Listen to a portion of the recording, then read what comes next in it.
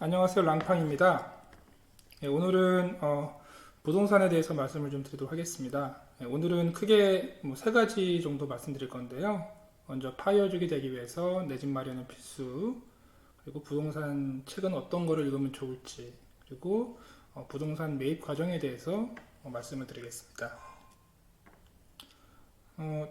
여러분들 이제 집에 잠들어 있는 주택 청약 종합 저축 통장을 좀 꺼내서 보시기 바랍니다. 그래서 나의 가점이 얼마고 실제로 나의 가점으로 어느 지역을 어플라이 할 수 있는지 그걸 한번 살펴보는 것이 중요할 것 같습니다.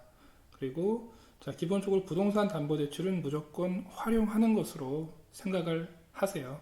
지금 아마 부동산 담보대출 금리가 2% 미만으로 떨어질 수도 있을 것 같습니다. 지금 지속적으로 금리 인하 정책을 하고 있죠. 그래서 부동산 담보대출을 땡겨서 그 최소 수익률이 5% 이상 나올 수 있는 상품들이 많이 있으니까 그렇게 되면 1%의 금리로 5% 이상의 어떤 수익성 상품들, 자산을 사는 그런 작업들을 통해 매년 최소 4%의 이익률을 낼 수가 있습니다. 그리고 마지막으로 실거주 아파트는 가격이 떨어져도 반드시 버텨야 됩니다.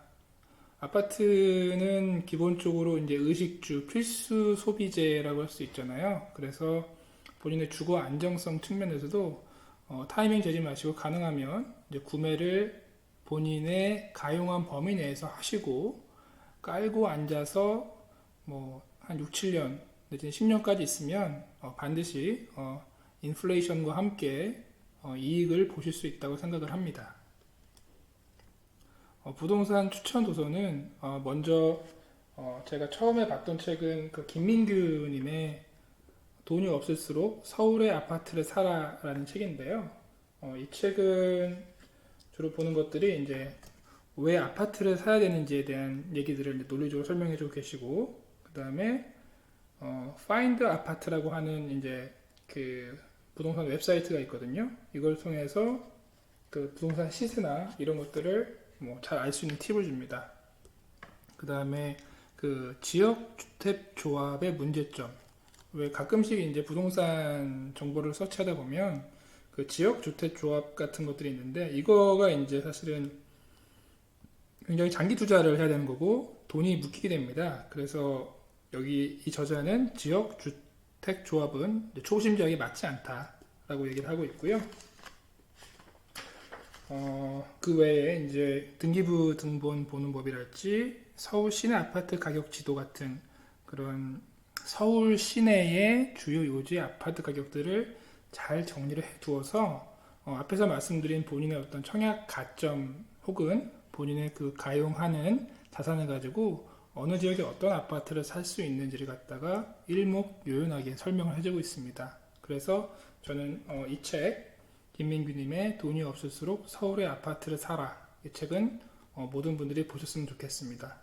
그 다음에는 그 빠숑 김학렬님의 서울이 아니어도 오를 것은 오른다라는 책을 추천하는데요.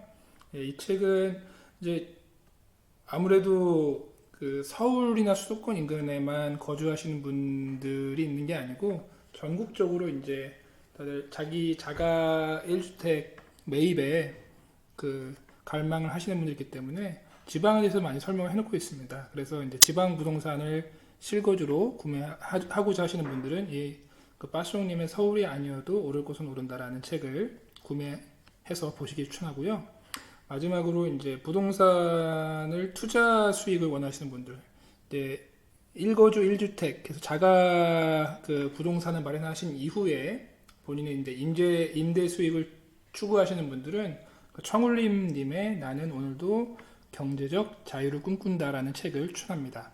이 책 같은 경우는 이제 수도권 지방의 아파트 사이클이나 그 수급 동향에 따른 아파트 매매 타이밍에 대해서 얘기를 해주고 있습니다. 그래서 이제 실거주 같은 경우는 타이밍을 재지 말고 그냥 구매를 하지만 투자 물건들은 아무래도 그 대세 상승기에 구매하는 게 맞거든요. 그래서 그런 타이밍을 잘 알려주는 거니까 그 세 번째 책 같은 경우는 자가 그 거주지 마련 이후에 투자를 고려할 때 읽어야 되는 책이라고 보시면 되겠습니다. 자, 부동산 매입은 단계별로 해야 됩니다. 그래서 가능하면 물론 이제 요즘 가치관이 틀리기 때문에 이제 싱글 라이프를 선호하시는 분도 계시겠지만 결혼을 하신 분이라면 이제 가능하면 맞벌이를 하는 게 좋아요. 왜냐하면 한 명이 고소득자가 돼버리면 그 이제 세율이 그 소득세율이 갑자기 확 올라갑니다. 그래서 저 같은 경우도 이제 억대 연봉을 받고 있다 보니까 세율이 뭐 20%, 25% 구간별로 30%까지 올라갑니다. 그래서 세후 소득 면에서 봤을 때는 오히려 이제 연봉이 한 뭐 5천에서 6천 정도로 해서 곱하기 2를 하는 게 두 명이 버는 게 한 명이 1억 2천, 1억 3천을 버는 것보다 훨씬 유리합니다.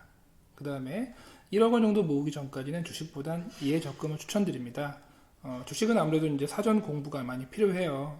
그래서 재무제표를 보는 연습이랄지, 뭐 기업을 분석하는 방법이랄지, 산업을 보는 방법이랄지, 혹은 어느 정도 그 주가 흐름을 보는 차트를 보는 방법이랄지, 그런 노하우가 있어야 되기 때문에 아무래도 일단 시드 머니를 위해서 예적금을 추천드리고요. 그 다음에 부동산 매입을 하실 때는 빌라나 오피스텔보다는 일단 헌 아파트라도 아파트가 낫다. 왜냐면 유동성 측면에서 아파트가 일단 유리하고 또 실제로 실거주하는 입장에서도 아파트가 이제 낡은 아파트들이 겉에서 보기엔 그래도 안에 그 커뮤니티 관리랄지 뭐 안전성 측면에서도 아파트를 훨씬 그 실거주와 투자의 목적에 맞는 그 부동산 상품이 될 것 같습니다.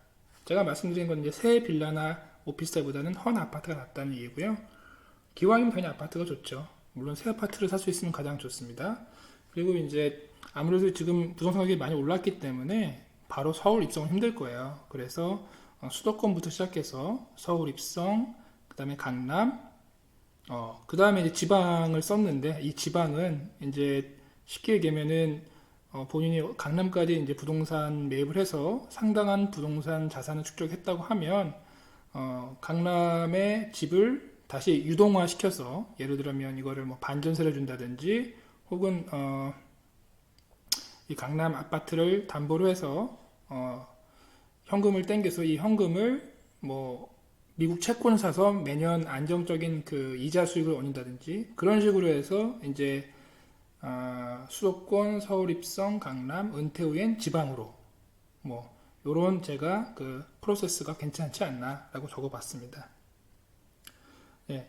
그 다음에 이제 다음 시간에는 저는 어떻게 서울의 아파트를 매수했는지 저의 실사례를 말씀드리고요. 그리고 시드머니는 어떻게 모았고 또 제가 글로벌 금융위기 그 리만 사태를 어떻게 무사히 그 극복했는지 그리고 현재 뭐 저희 자산 현황이 한 17억에서 18억 정도 되는데 이제 사회생활 뭐 10년 차 넘었죠. 그래서 40대 초반인데 이제 생각해 보니 저희 어떤 자산을 쌓는 과정에서 아쉬웠던 점들을 여러분과 나누는 시간을 갖도록 하겠습니다. 예.